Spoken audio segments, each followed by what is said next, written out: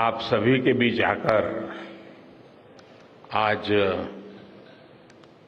एक अलग ही खुशी महसूस कर रहा हूं। शायद ऐसी खुशी बहुत रेयर ओकेजन होते हैं जब तन मन खुशियों से भर गया हो। और व्यक्ति के जीवन में कई बार ऐसी घटनाएं घटती हैं कि वो बेसब्री हावी हो जाती है। इस बार मेरे साथ भी ऐसा ही हुआ है। इतनी बेसब्री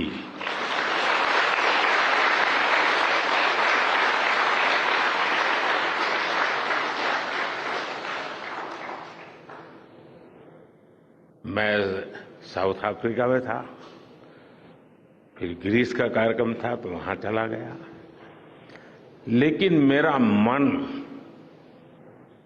पूरी तरह आपके साथ ही लगा हुआ था।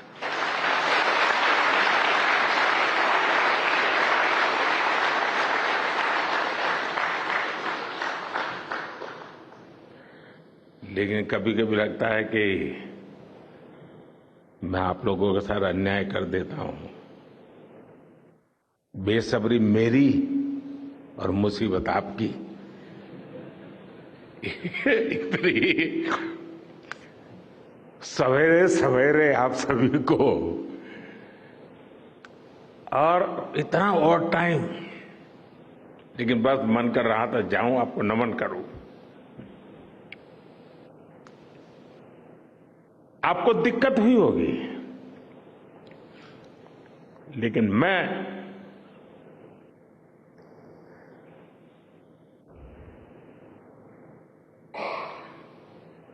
भारत में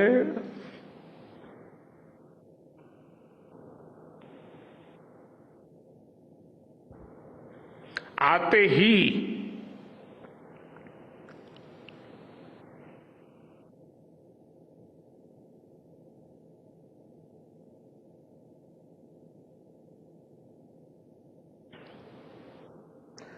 जल्द से जल्द आपके दर्शन करना चाहता था।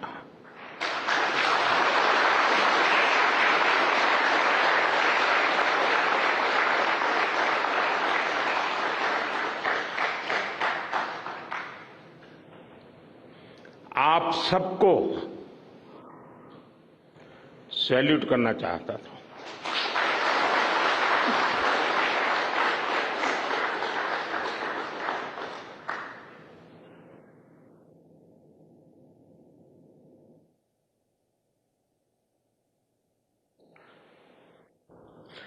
सैल्यूट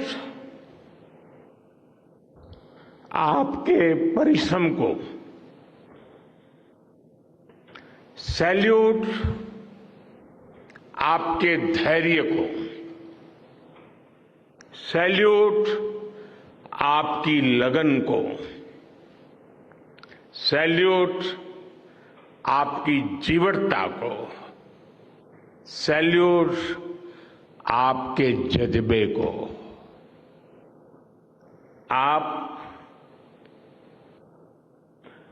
देश को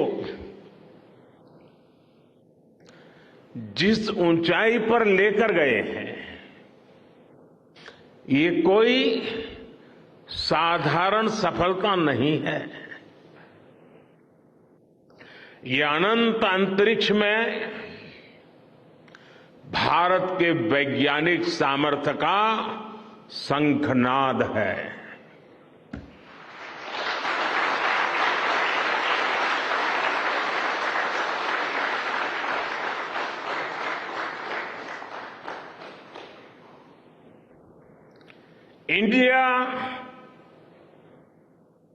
India is on the moon.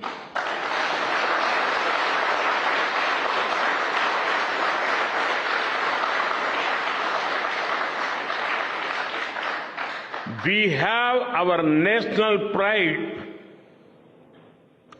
placed on the moon.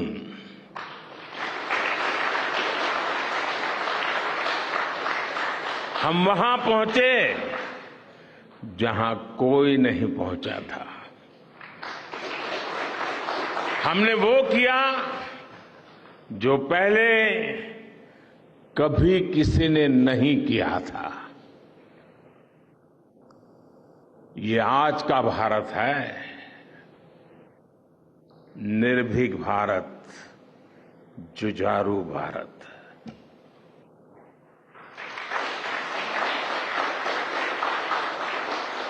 ये वो भारत है जो नया सोचता है, नए तरीके से सोचता है, जो डार्क जोन में जाकर भी दुनिया में रोशनी की किरण फैला देता है।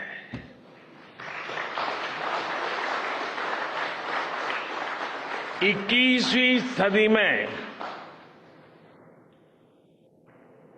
यही भारत दुनिया की बड़ी बड़ी समस्याओं का समाधान करेगा। मेरी आंखों के सामने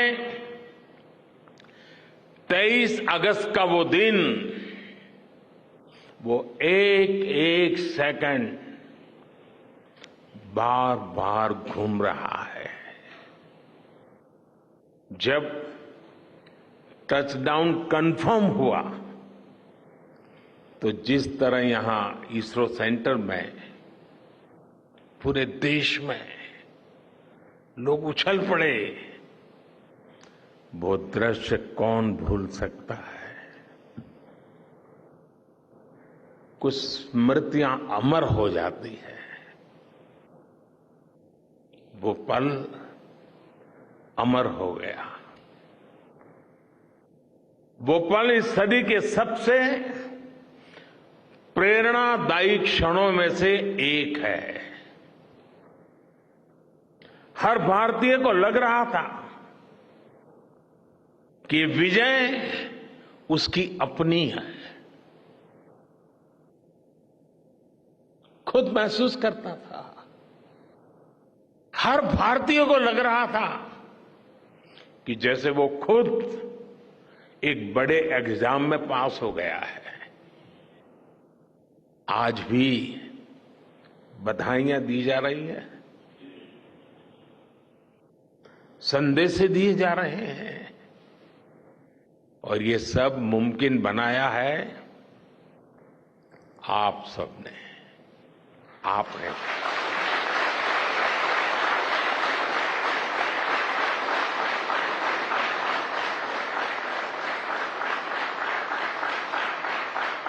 देश के मेरे वैज्ञानिकों ने ये मुमकिन बनाया है।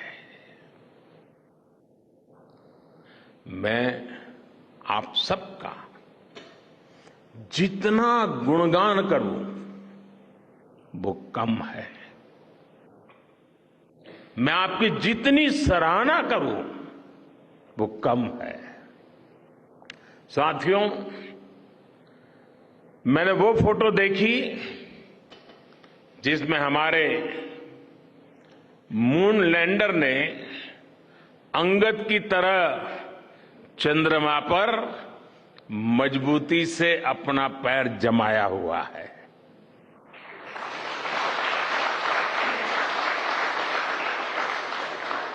एक तरफ विक्रम का विश्वास है तो दूसरी तरफ प्रज्ञान का पराक्रम है।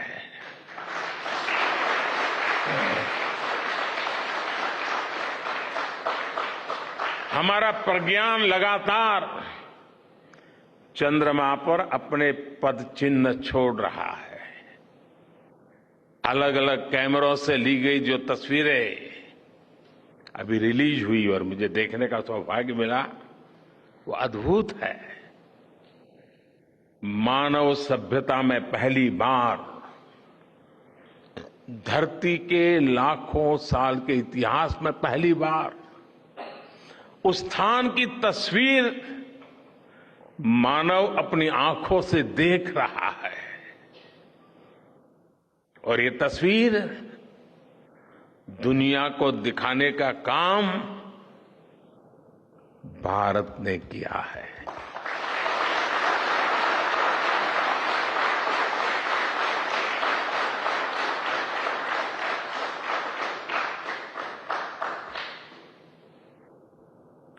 आप सभी वैज्ञानिकों ने किया है। आज पूरी दुनिया भारत की साइंटिफिक स्पिरिट का, हमारी टेक्नोलॉजी का और हमारे साइंटिफिक टेम्परामेंट का लोहा मान चुकी है।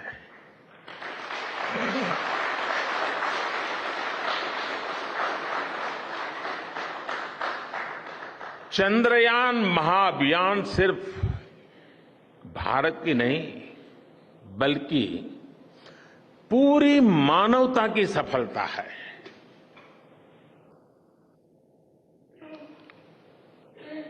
हमारा मिशन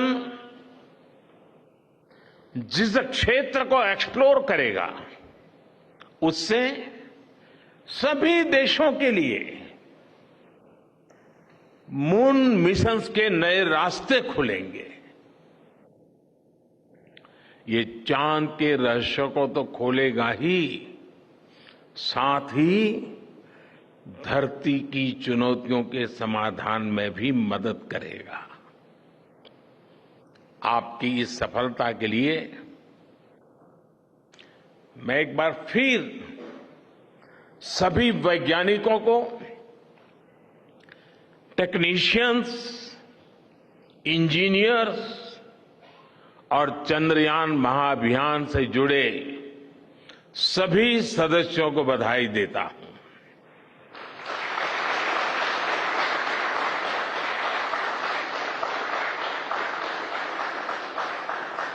मेरे परिवारजनों, आप जानते हैं कि स्पेस मिशंस के टच डाउन पॉइंट को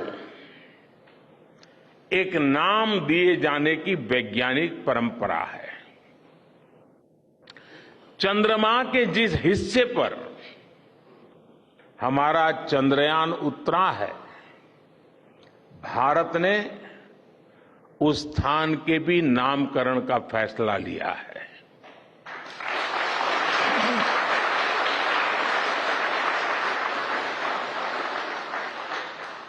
जिस स्थान पर चंद्रयान 3 का मून लैंडर उतरा है, अब उस पॉइंट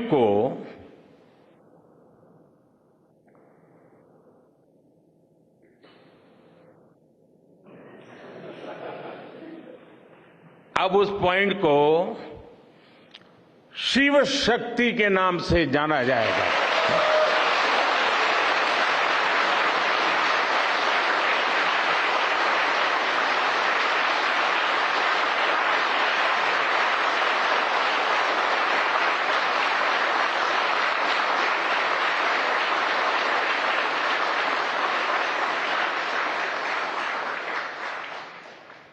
शिव में मानवता के कल्याण का संकल्प समाहित है और शक्ति से हमें उन संकल्पों को पूरा करने का सामर्थ्य मिलता है। चंद्रमा का शिव शक्ति पॉइंट हिमालय से कन्याकुमारी से जुड़े होने का बोध कराता है।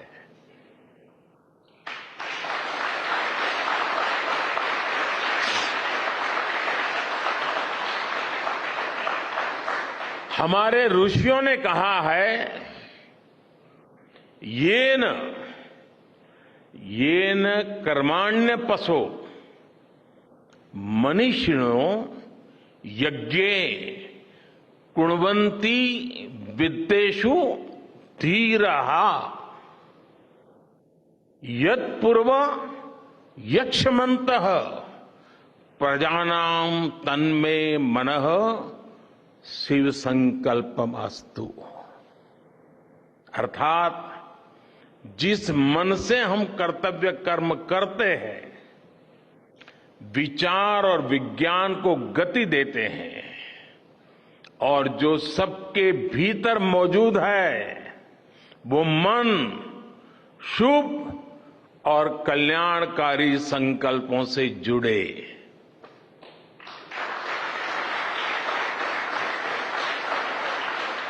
मन के इन शुभ संकल्पों को पूरा करने के लिए शक्ति का आशीर्वाद अनिवार्य है, और ये शक्ति हमारी नारी शक्ति है।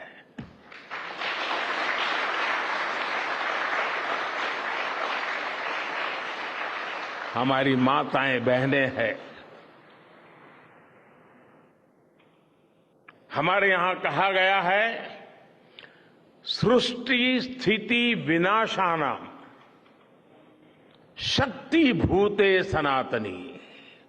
अर्थात निर्माण से प्रलय तक पूरी सृष्टि का आधार नारी शक्ति ही है।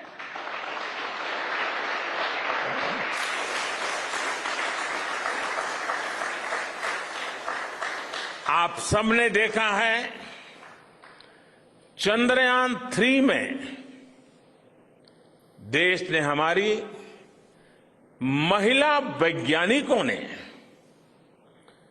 देश की नारी शक्ति ने कितनी बड़ी भूमिका निभाई है। चंद्रमा का शिव शक्ति पॉइंट सदियों तक भारत के इस वैज्ञानिक और दार्शनिक चिंतन का साक्षी बनेगा।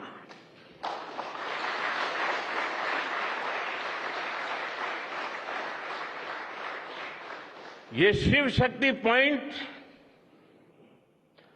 आने वाली पीढ़ियों को प्रेरणा देगा कि हमें विज्ञान का उपयोग मानवता के कल्याण के लिए ही करना है। मानवता का कल्याण, यही हमारा सुप्रीम कमिटमेंट है। साथियों, एक और नामकरण काफी समय से लंबित है। 4 साल पहले जब चंद्रयान 2 चंद्रमा के पास तक पहुंचा था, जहां उसके पदचिन्ह पड़े थे, तब ये प्रस्ताव था कि उस स्थान का नाम तय किया जाए। लेकिन उन परिस्थितियों में निर्णय लेने के स्थान पर हमने प्रण लिया कि जब चंद्रयान 3 सफलतापूर्वक चांद पर पहुंचेगा, तब हम दोनों पॉइंट का नाम एक साथ रखेंगे।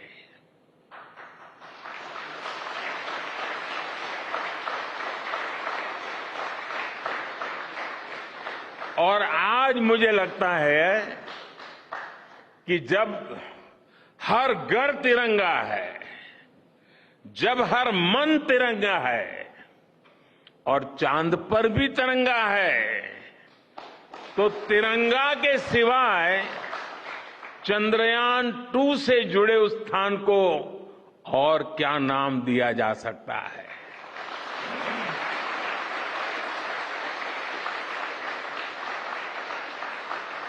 इसलिए चंद्रमा के जिस स्थान पर चंद्रयान 2 ने अपने पदचिन्ह छोड़े हैं, वो पॉइंट अब तिरंगा कहलाएगा।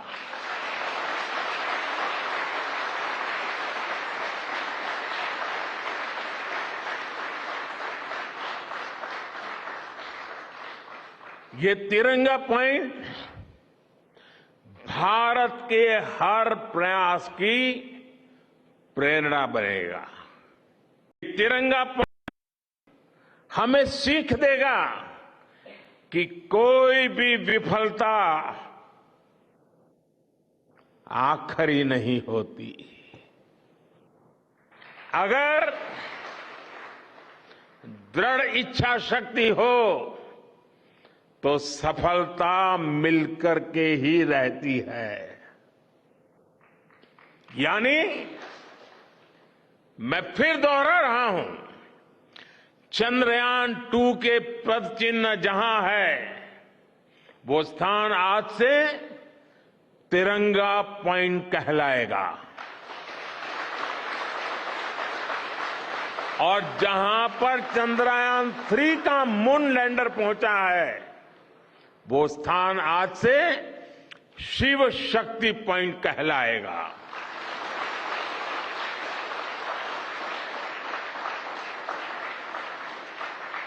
साथियों,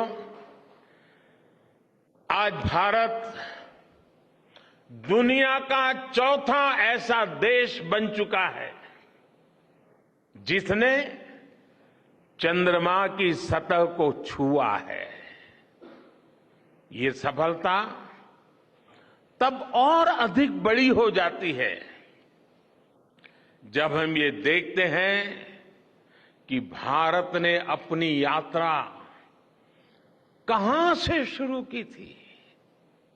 एक समय था जब भारत के पास जरूरी तकनीक नहीं थी, सहयोग भी नहीं था। हमारी गिनती third world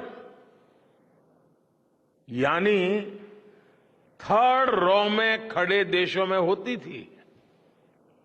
third world third row में खड़े हुए लोगों में होती थी। वहां से निकलकर आज भारत दुनिया की 5वीं सबसे बड़ी अर्थव्यवस्था बना है।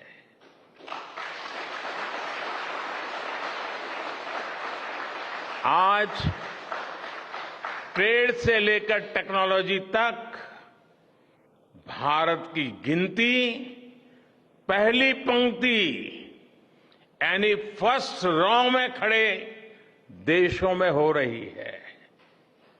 यानी थर्ड रो से फर्स्ट रो तक इस यात्रा में इसरो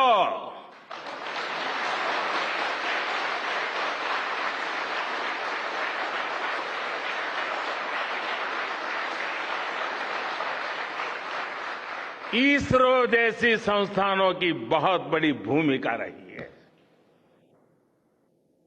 आपने आज मेक इन इंडिया को चांद तक पहुंचा दिया है।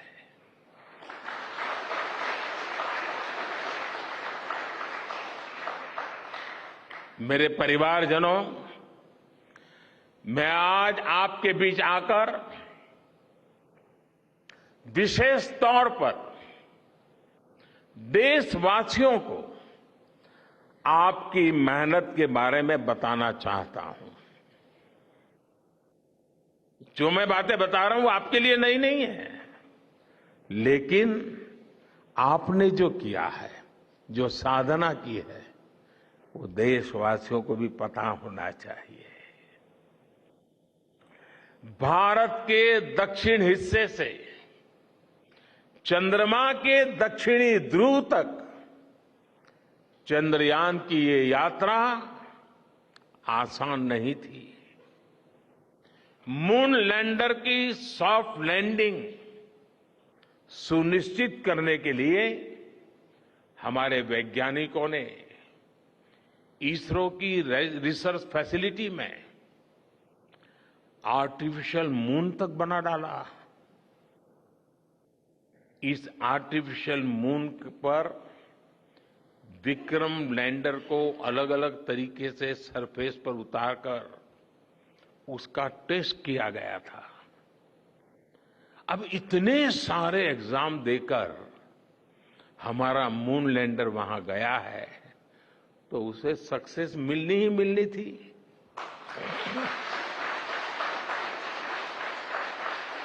साथियों, आज जब मैं देखता हूं कि भारत की युवा पीढ़ी साइंस को लेकर, स्पेस को लेकर, इनोवेशन को लेकर इतनी एनर्जी से भरी हुई है, तो उसके पीछे हमारे ऐसे ही स्पेस मिशंस की सफलता है। मंगलयान की सफलता ने, चंद्रयान की सफलता ने, गगनयान की तैयारी ने देश की युवा पीढ़ी को एक नया मिजाज दे दिया है। आज भारत के छोटे छोटे बच्चों की जुबान पर चंद्रयान का नाम है। आज भारत का हर बच्चा आप वैज्ञानिकों में अपना भविष्य देख रहा है। इसलिए आपकी उपलब्धि सिर्फ ये नहीं है कि आपने चांद पर तिरंगा लहराया, लेकिन आपने एक और बड़ी उपलब्धि हासिल की है, और वो उपलब्धि है भारत की पूरी पीढ़ी को जागृत करने की, उसे नई ऊर्जा देने की।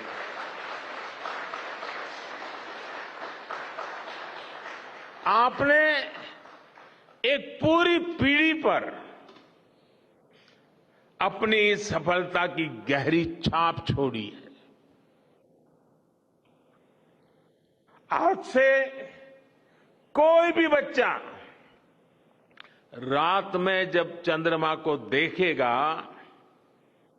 तो उसको विश्वास होगा कि जिस हौसले से मेरा देश चांद पर पहुंचा है, वही हौसला, वही जज्बा उस बच्चे के भीतर भी है, उस युवा के भीतर भी है। आज आपने भारत के बच्चों में आकांक्षाओं के जो बीज बोए हैं, कल वो वट वृक्ष बनेंगे और विकसित भारत की नींव बनेंगे।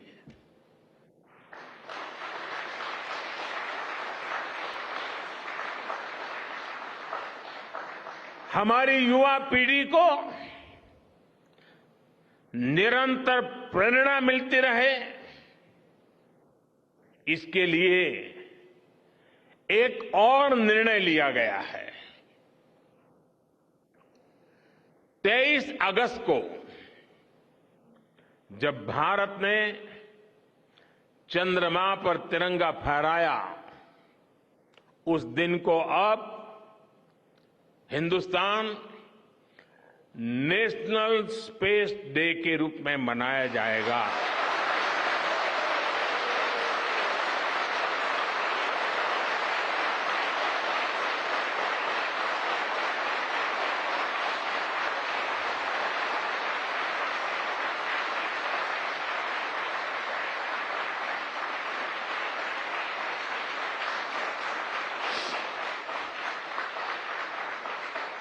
जब हर वर्ष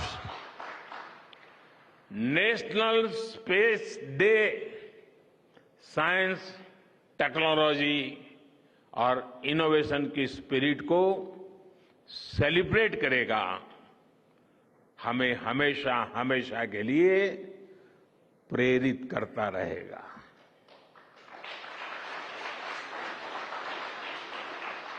मेरे परिवारजनों, आप भी जानते हैं कि स्पेस सेक्टर का जो सामर्थ्य है, वो सैटेलाइट लॉन्च करने या अंतरिक्ष की खोज से कहीं ज्यादा बड़ा है।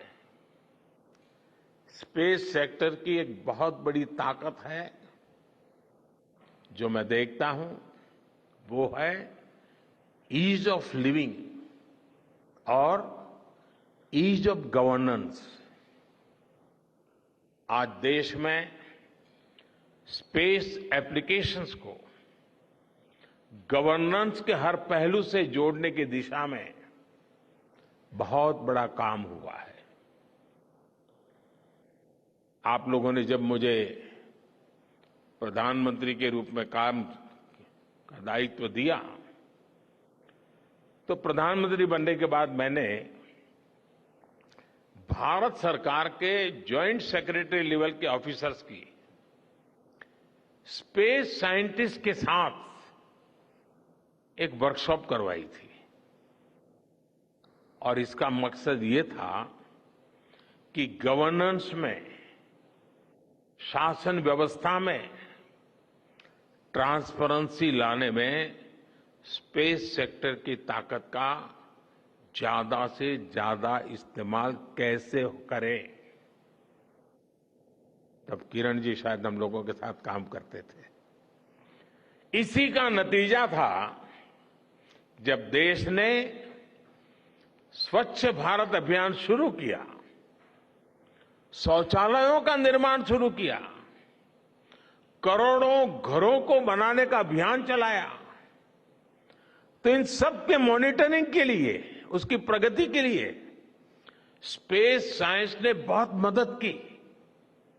आज देश में दूर दराज के इलाके में एजुकेशन, कम्युनिकेशन और हेल्थ सर्विसेज पहुंचाने में स्पेस सेक्टर की बहुत बड़ी भूमिका है।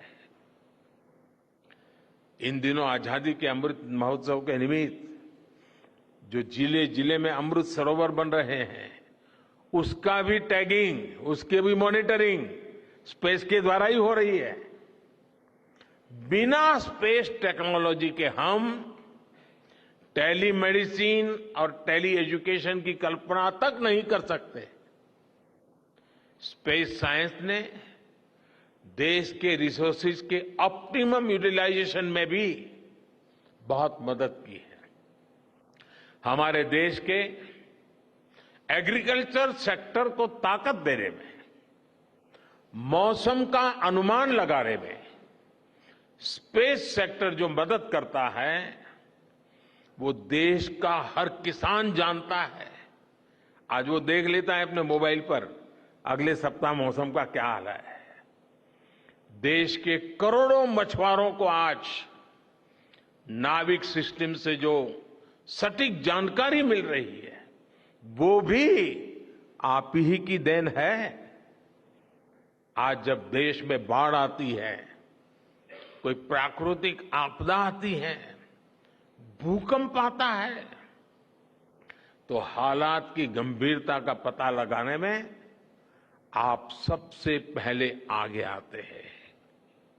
जब साइक्लोन आता है तो हमारी सैटेलाइट्स उसका सारा रूट बताती हैं, सारी टाइमिंग बताती हैं और लोगों की जान भी बचती है, संपत्ति भी बचती है।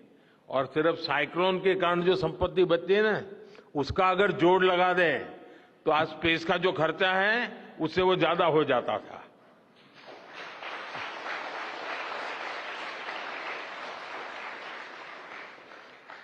हमारे PM Gatishakti national master plan का आधार भी स्पेस टेक्नोलॉजी ही है। और आज दुनिया भारत के इस गतिशक्ति प्लेटफॉर्म का अध्ययन कर रही है कि प्लानिंग और मैनेजमेंट में ये प्लेटफॉर्म कितना उपयोगी हो सकता है। इससे प्रोजेक्ट्स की प्लानिंग, एजुकेशन और मॉनिटरिंग में काफी मदद मिल रही है।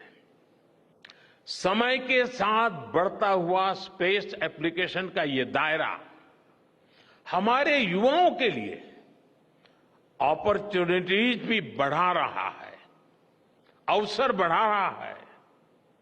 और इसलिए आज मैं एक सुझाव भी देना चाहता हूं और मैं चाहूंगा कि आपके यहां से जो रिटायर्ड लोग हैं, वे इसमें काफी मदद कर सकते हैं। अब ये मत बोलिएगा कि इतनी सुबह सुबह मोदी जी यहां आए और कुछ काम भी दे करके जा रहे हैं।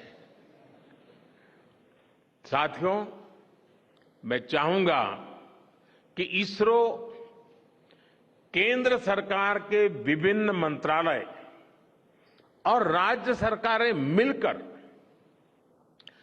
गवर्नेंस में स्पेस टेक्नोलॉजी पर एक नेशनल हैकाथॉन का आयोजन करें।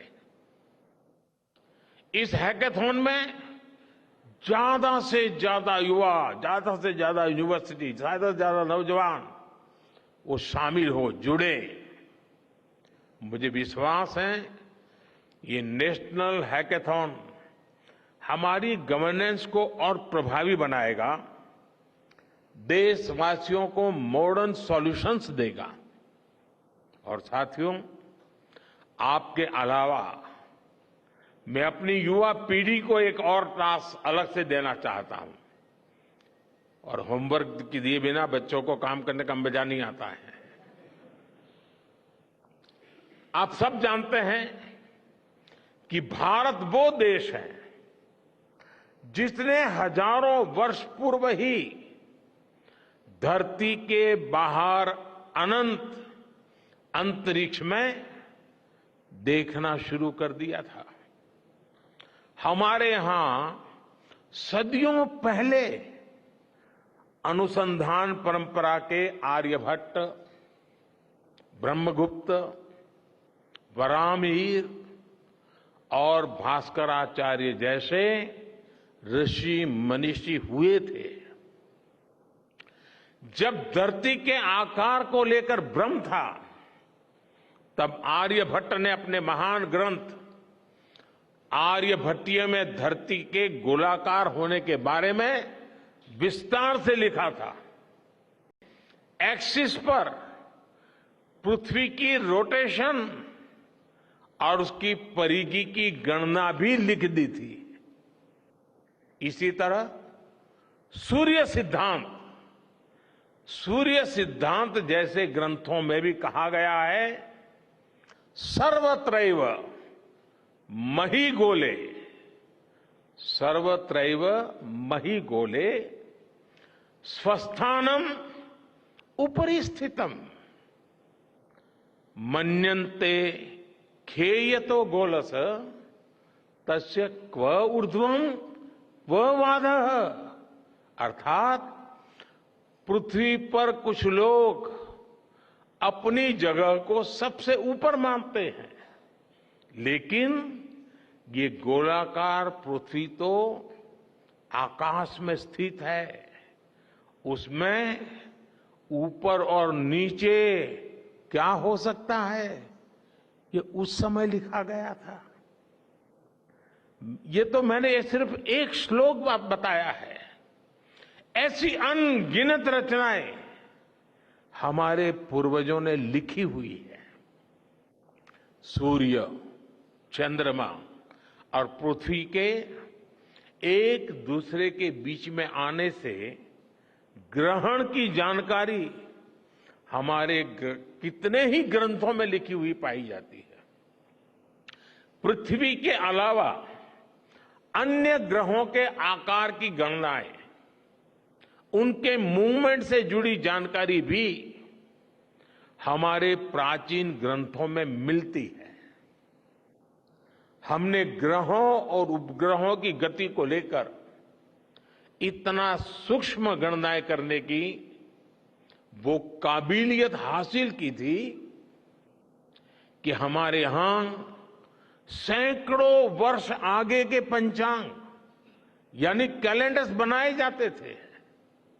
इसलिए मैं इससे जुड़ा एक टास्क अपनी नई पीढ़ी को देना चाहता हूं, स्कूल कॉलेज के बच्चों को देना चाहता हूं। मैं चाहता हूं कि भारत के शास्त्रों में जो खगोलीय सूत्र है, उन्हें साइंटिफिकली प्रूव करने के लिए, नए सिरे से उनके अध्ययन के लिए नई पीढ़ी आगे आए। ये हमारी विरासत के लिए भी जरूरी है और विज्ञान के लिए भी जरूरी है। आज जो स्कूल के, कॉलेज के, यूनिवर्सिटी के स्टूडेंट्स हैं, रिसर्चर्स हैं, उन पर एक तरह से ये दोहरा दायित्व है। भारत के पास विज्ञान के ज्ञान का जो खजाना है, वो गुलामी के लंबे कालखंड में दब गया है, छिप गया है। आजादी के इस अमृत काल में हमें इस खजाने को भी खंगालना है, उस पर रिसर्च करनी है और दुनिया को भी बताना है। दूसरा दायित्व ये कि हमारी युवा पीढ़ी को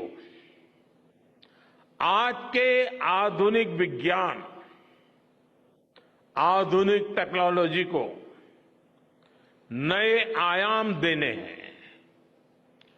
समंदर की गहराइयों से लेकर आसमान की ऊंचाई तक, आसमान की ऊंचाई से लेकर अंतरिक्ष की गहराई तक आपके लिए करने के लिए बहुत कुछ है।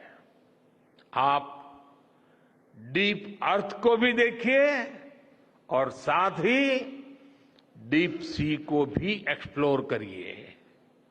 आप नेक्स्ट जनरेशन कंप्यूटर बनाइए और साथ ही जेनेटिक इंजीनियरिंग में भी अपना सिक्का जमाइए। भारत में आपके लिए नई संभावनाओं के द्वार लगातार खुल रहे हैं। 21वीं सदी के इस कालखंड में जो देश साइंस और टेक्नोलॉजी में बढ़त बना ले जाएगा, वो देश सबसे आगे बढ़ जाएगा। साथियों, आज बड़े बड़े एक्सपर्ट्स कह रहे हैं कि अगले कुछ वर्षों में भारत की स्पेस इंडस्ट्री $8 बिलियन से बढ़कर $16 बिलियन की हो जाएगी। सरकार भी इस बात की गंभीरता को समझते हुए स्पेस सेक्टर में लगातार रिफॉर्म कर रही है। हमारे युवा भी कमर कसकर तैयार है। आपको जानकर सुखद आश्चर्य होगा कि पिछले 4 साल में स्पेस सेक्टर में काम करने वाले स्टार्टअप की संख्या 4 से बढ़कर करीब करीब 150 हो गई है। हम कल्पना कर सकते हैं कि अनंत आकाश में कितनी अनंत संभावनाएं भारत का इंतजार कर रही हैं। वैसे कुछ दिन बाद 1 सितंबर से माईगॉव हमारे चंद्रयान मिशन को लेकर बहुत बड़ा क्विज कंपटीशन लॉन्च करने वाला है। हमारे देश के स्टूडेंट्स इससे भी शुरुआत कर सकते हैं। मैं देश भर के स्टूडेंट से आग्रह करूंगा कि आप सभी बड़ी संख्या में इससे जुड़े। मेरे परिवारजनों, देश की भावी पीढ़ी को आपका मार्गदर्शन बहुत आवश्यक है। आप जो इतने सारे इंपॉर्टेंट मिशंस पर काम कर रहे हैं, वो आने वाली पीढ़ी ही आगे ले जाने वाली है। आप उन सभी के रोल मॉडल हैं। आपकी रिसर्च और आपकी वर्षों की तपस्या, मेहनत ने साबित किया है कि आप जो ठान लेते हैं वो आप करके दिखाते हैं। देश के लोगों का विश्वास आप पर है और विश्वास कमाना छोटी बात नहीं होती है दोस्तों। आपने अपनी तपस्या से विश्वास कमाया है।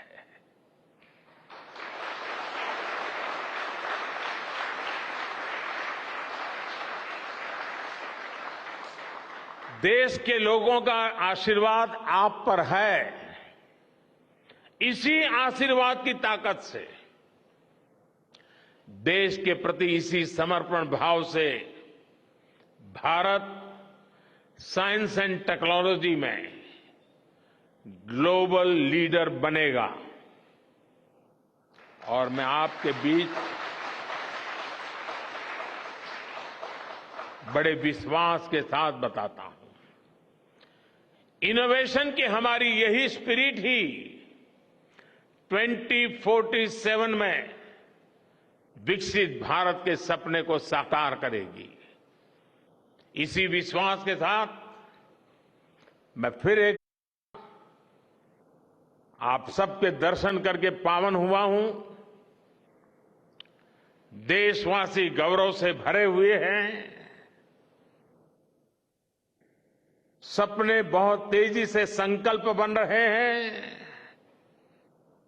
और आपका परिश्रम उन संकल्प को सिद्धि के तक ले जाने के लिए बहुत बड़ी प्रेरणा बन रहा है।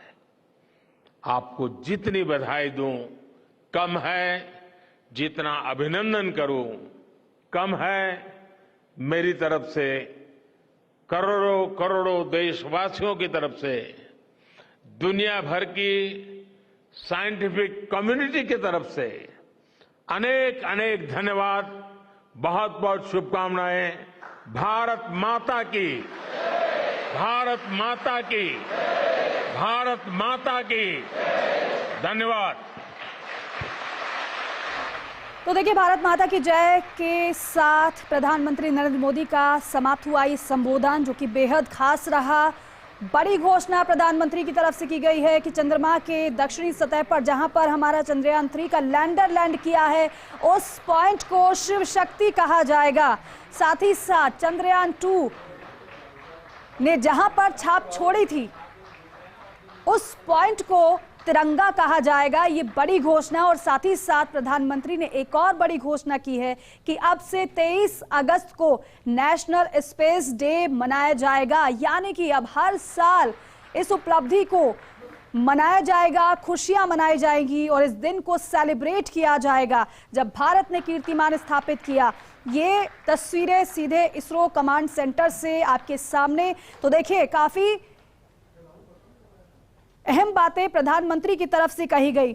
समस्त देशवासियों की तरफ से प्रधानमंत्री ने पूरी इसरो टीम को, पूरी वैज्ञानिक टीम को बधाई दी है और साथ ही साथ प्रधानमंत्री ने कुछ सुझाव भी दिए हैं।